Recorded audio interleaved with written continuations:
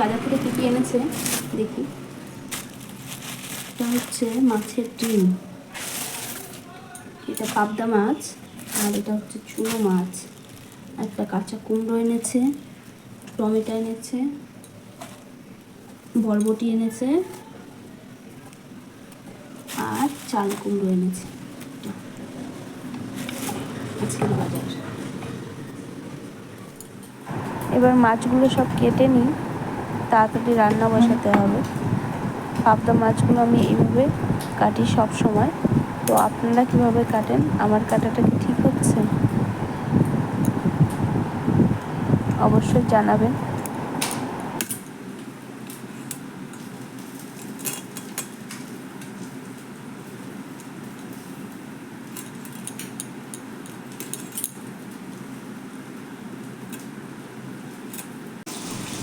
আলু, বেগুন আর বরবটি সিদ্ধ, আর ভাত,